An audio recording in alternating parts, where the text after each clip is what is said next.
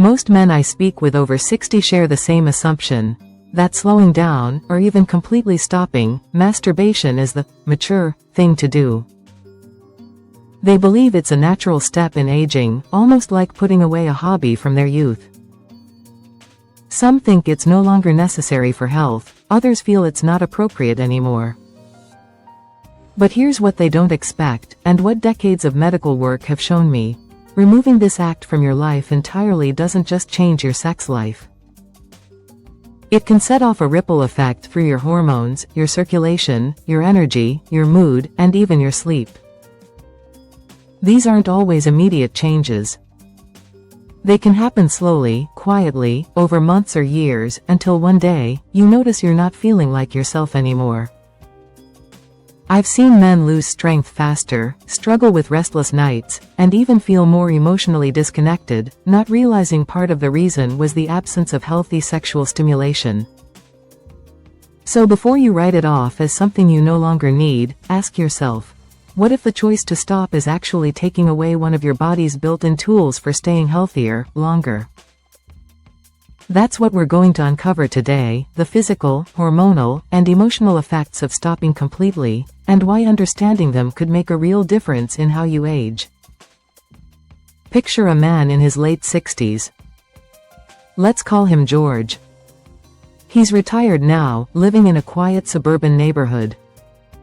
His days are filled with small routines, morning coffee, tending the garden, maybe watching the evening news.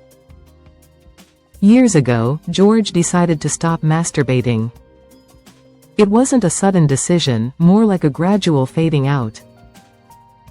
He told himself it wasn't necessary anymore, that it was something for younger men, or for men without a partner. And at first, nothing seemed to change. Life went on. But slowly, little differences began to appear. He found it harder to feel excitement about things he used to enjoy. His sleep became lighter, and he woke up more often during the night. On colder days, his hips and legs seemed to chill more quickly, and they stayed that way longer. He noticed he was sitting more, moving less. George thought it was just age catching up with him. After all, everyone slows down in their 60s, right? But what George didn't know, and what most men in his position don't realize, is that his body was quietly reacting to the absence of something it had relied on for decades, regular sexual stimulation. And that's where I come in, to explain what's happening inside and why stopping completely can lead to changes most men never see coming. I'm Dr. Katherine Rocker, and for more than 30 years, I've worked with men in their 60s, 70s, and even into their 80s. I've seen how aging affects the body in obvious ways, graying hair, slower recovery after exercise, and in ways most men never talk about, especially when it comes to sexual health. In my clinic, I don't just treat heart conditions, joint pain, or sleep problems. I look at the whole picture: hormones, circulation, mood, and yes, sexual function. Because all of these systems are deeply connected. What happens in one area inevitably affects the others. One thing I've noticed over the years is that many men stop masturbating completely as they get older. They think it's no longer important, or they're embarrassed to talk about it. But when I look at their overall health, I often find patterns: lower testosterone, poorer circulation in the pelvic region, changes in mood, and disrupted sleep. My goal in this conversation is not to tell you what you must do. It's to give you the full picture of what happens inside your body when you stop entirely. So you can make an informed choice about whether this part of your life should stay in the past, or play a role in keeping you healthy, balanced, and strong in the years ahead. By the time a man reaches his 60s, his body has gone through decades of gradual change. Some of these changes are obvious, like slower recovery after exercise or reduced muscle mass. Others happen quietly inside, without clear warning signs, but they have a big impact on how you feel day to day. First, testosterone production is naturally lower than it was in your younger years.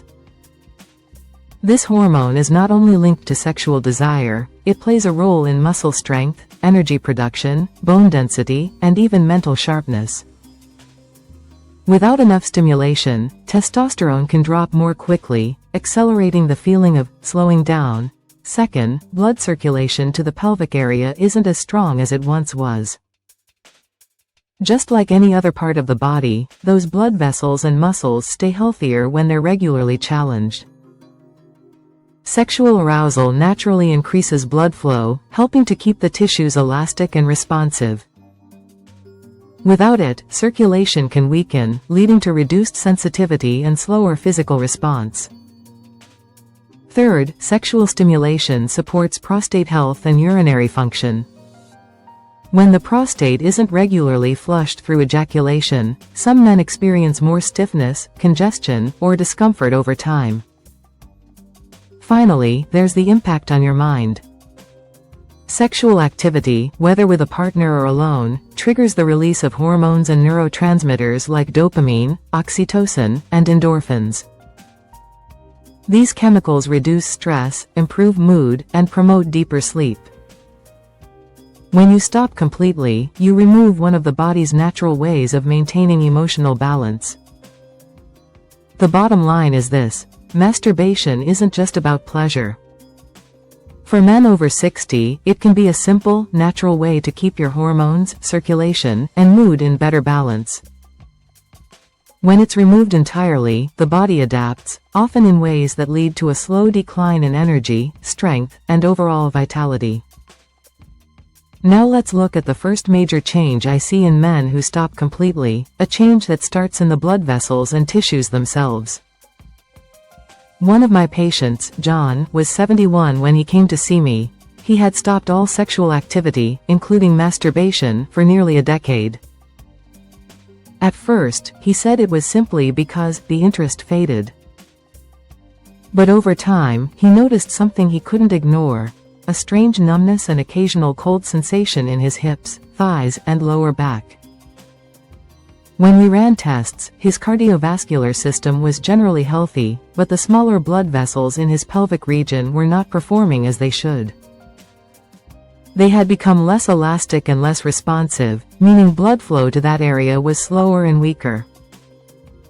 Here's why this happens. Just like muscles, blood vessels need regular exercise to stay in shape. Sexual arousal acts like a mini workout for the pelvic region, increasing blood flow, expanding vessels, and keeping tissues supplied with oxygen and nutrients. Without that regular boost, the vessels can stiffen over time, making circulation less efficient. This isn't only about sexual performance. Weakened pelvic circulation can contribute to slower walking speed, more fatigue during physical activity, and even discomfort when sitting for long periods. For John, we reintroduced healthy sexual stimulation, starting slow, with the focus on arousal and blood flow rather than just release. Within a few months, he reported warmer legs and hips, better mobility, and even more energy for daily tasks. Circulation is just one part of the picture. The next major change I see when men stop completely has to do with hormones, and it's one of the most overlooked factors in healthy aging. Walter, age 69, came into my office complaining of a deep, lingering fatigue. He wasn't sick, and his blood pressure and heart health were fine.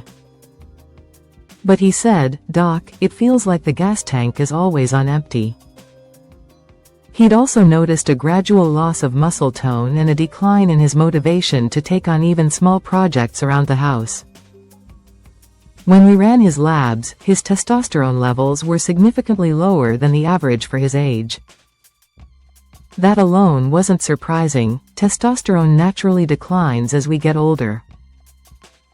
But what stood out was how quickly his levels had dropped over just a few years. Here's where many men don't make the connection. Sexual arousal and orgasm stimulate short-term increases in testosterone and other growth-related hormones. While these boosts aren't permanent, regular stimulation helps signal the body to keep producing and circulating these hormones at healthier levels. When that stimulation disappears entirely, the body adapts, by reducing production even further. Lower testosterone doesn't just affect sexual function. It impacts muscle strength, bone density, energy levels, mood, and even cognitive sharpness. For Walter, it was part of why he felt physically weaker and mentally less driven. We worked on gradually reintroducing sexual stimulation, alongside strength training and nutrient support, and within a few months, he told me, "I feel like I can get through the day without that constant drag on my energy." But hormones and circulation are only part of the story. The third major effect of stopping completely hits a different area: your mood, stress resilience, and ability to sleep deeply. Frank, age 73, had been widowed for several years. After his wife passed, he stopped all forms of sexual activity, including masturbation. At first, he thought nothing of it. His focus was on family, community activities, and staying busy. But over time, he began to notice subtle changes. He was more irritable, less patient with friends and relatives. He had trouble relaxing in the evenings, and his sleep became lighter, waking several times a night. Even on days when he wasn't physically tired, he felt emotionally flat, like the color had faded from his daily life. What Frank didn't realize is that sexual stimulation, even when done alone, is a natural trigger for the release of dopamine, oxytocin, and endorphins, chemicals in the brain that lift mood, lower stress, and promote a sense of connection and calm.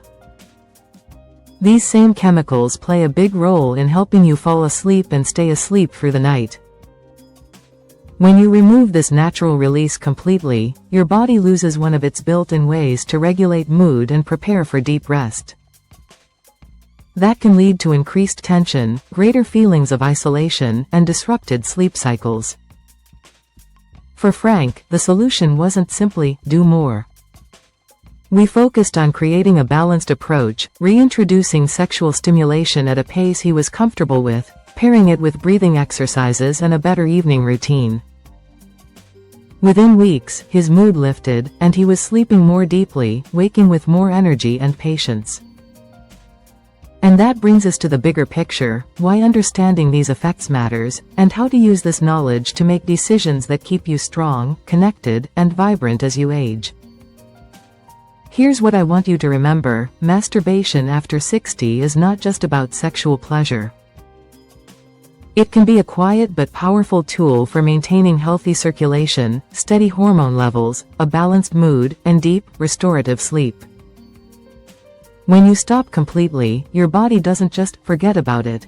It adapts, and often in ways that slowly chip away at your energy, strength, and sense of well-being. Reduced blood flow, lower testosterone, and fewer mood-boosting brain chemicals can all add up over time. This is not about guilt or pressure. It's about understanding how your body works now, so you can make choices that support your health in the years ahead. Even small, mindful reintroductions of sexual stimulation can make a difference, helping you feel more alive, more connected to yourself, and better equipped to enjoy your days. So here's my challenge: take the next week to notice how you feel, your energy, your mood, your sleep. If you've stopped completely and see signs of decline, consider reintroducing it at a pace that feels right for you.